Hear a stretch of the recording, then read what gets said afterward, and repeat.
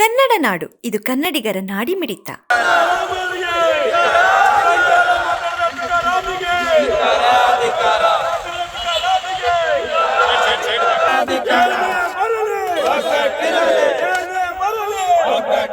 ಕಳೆದ 4 ದಿನಗಳ ಹಿಂದೆ ಕಳಪೆ ಕಾಮಗಾರಿಯಾಗಿದೆ ಅಂತೇಳಿ ಅಲ್ಲಿಯ ಗ್ರಾಮದ ಯುವಕ ಒಂದು ಪ್ರಶ್ನೆಯನ್ನು ಮಾಡಿದ್ದಾನೆ. ಆ ಪ್ರಶ್ನೆಯನ್ನು ಸಾಮಾಜಿಕ ಜಾಲತಾಣದ ಮುಖಾಂತರ ಕೇಳಿದ್ದಾನೆ.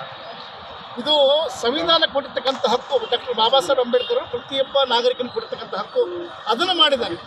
ಅದನ್ನು ಈ ನಮ್ಮ ಸಂಸದರು ಸಹಿಸ್ಕೊಳ್ಳೋಕ್ಕಾಗಲ್ಲ ಅಂತಂದರೆ ಇನ್ನು ಏನನ್ನು ಸಹಿಸ್ಕೊಳ್ತೀರಿ? ಆಮೇಲೆ ಮನೆ ಸಂಸದರೇ ಕುಂಬಳಕಾಯಿ ಕಳ್ಳ ಅಂದರೆ ಹೆಗಲು ಮುಟ್ಕೊಂಡು ನೋಡ್ಕೊಳ್ಳೋದು ಯಾಕೆ? ಅದನ್ನು ಕೇಳಿರೋದು ಯಾವುದೋ ಒಬ್ಬ ಗುತ್ತಿಗೆದಾರನು, ಒಬ್ಬ ಏಜೆನ್ಸಿ ಅವ್ರು ಉತ್ತರ ಕೊಡ್ತಾರೆ. ನೀವ್ಯಾಕೆ ಅವ್ರಿಗಿಂತ ಮುಂಚೆ ಬಂದು ಅವ್ರನ್ನ ಮುಂದೆ ನಿಂತ್ಕೊಂಡಿದ್ದೀರಾ? ನಿಮ್ಮ ಅವ್ರ ಒಡನಾಟ ಏನು?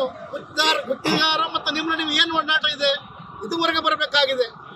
ಮನೆ ಸಂಸದರೇ, ನೀವು ಹೇಗೆ ಆಯ್ಕೆ ಆಗಿದ್ದೀರಿ ಅನ್ನೋ ಇಡೀ ಜಗತ್ತಿಗೆ ಗೊತ್ತಿದೆ. ವಾಲ್ಮೀಕಿ ನಿಗಮದ ಹಣವನ್ನು ದುರುಪಯೋಗ ಪಡಿಸಿಕೊಂಡು ಜನಸಾಮಾನ್ಯ ಹಣವನ್ನು ತಿಂದು ಆ ದುಡ್ಡಿಂದ ಸಂಸದರಾಗಿದ್ದೀರಿ. ನೀವೊಂದು ಅಕ್ರಮದ ಕೂಸು. ನೀವು ಮೊದಲು ಅದರಿಂದ ಹೊರಗಡೆ ಬರ್ರಿ. ಅದನ್ನು ಬಿಟ್ಟು ಒಬ್ಬ ಸಾಮಾನ್ಯ ವ್ಯಕ್ತಿಯನ್ನು ಬೈಯುವಂಥ, ದೌರ್ಜನ್ಯ ಮಾಡುವಂಥ, ಹೆದರಿಸುವಂಥ, ಬೆದರಿಸುವಂಥ ಕೆಲಸವನ್ನು ಬಿಡಿ. ಇದು ಕೇಳುವಂಥ ಪ್ರಶ್ನೆಯನ್ನು ಕೇಳುವಂಥದ್ದು ಪ್ರತಿಯೊಬ್ಬ ನಾಗರಿಕನಿಗೂ ಒಂದು ಹಕ್ಕಿದೆ.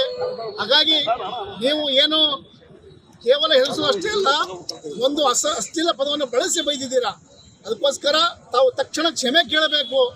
ಮತ್ತು ಏನು ತಾವು ಅಕ್ರಮವಾಗಿ ಆಯ್ಕೆಯಾಗಿದ್ದೀರಿ, ತಮಗೆ ನೈತಿಕತೆ ಇದ್ದರೆ ತಾವು ರಾಜೀನಾಮೆ ಕೊಡಬೇಕಂತ ಈ ಮೂಲಕ ಒತ್ತಾಯವನ್ನು ಮಾಡ್ತಾ ಇದ್ದೀವಿ. ಸಮಗ್ರ ಸುದ್ದಿಗಳಿಗಾಗಿ ತಪ್ಪದೆ ನೋಡಿ ಕನ್ನಡ ನಾಡು ವಾಹಿನಿ.